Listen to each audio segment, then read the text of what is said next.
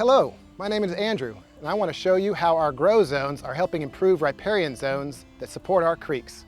A riparian zone is the corridor of life that is a transition from the aquatic zone to dry upland zones.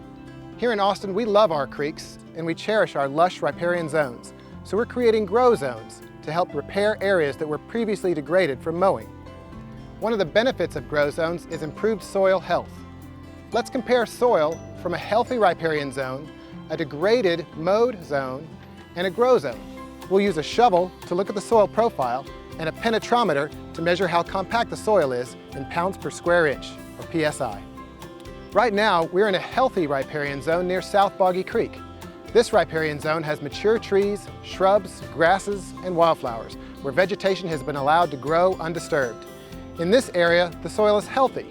The penetrometer reading shows compaction is only 160 PSI. When we dig out a soil sample,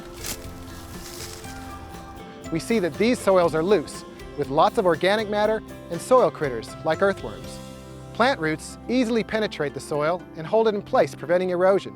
During storm events, water easily soaks into the soil and filters out pollutants before they reach the creek. Because rainwater is stored in these soils, there is moisture available that may slowly seep out of the bank, which keeps the creek flowing for a longer period. This is the way it's supposed to be. Now let's walk to the next site.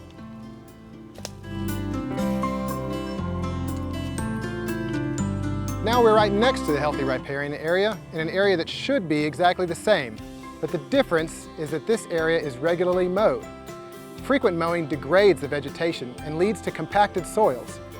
This penetrometer reading shows that the compaction is 300 PSI, and that's very hard. This area has some mature trees, but no new trees or shrubs are growing. Grasses and wildflowers are kept short and cannot develop deep roots.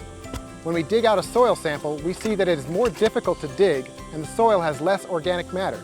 We also see fewer soil critters like earthworms. Stormwater does not easily penetrate the hard soil.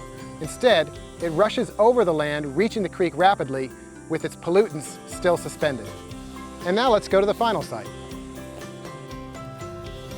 Now we're in a grow zone in an area where we have stopped mowing for the past 3 years. Here the plants are now allowed to grow back naturally and the soils are beginning to heal. The roots of the plants penetrate the soil, helping to reduce the compaction. This penetrometer reading shows that compaction is 220 PSI, which is an improvement over the mowed area.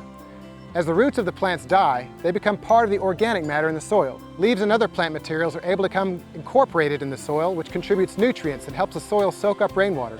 During a storm, water infiltrates more easily and the pollutants are filtered before reaching the creek.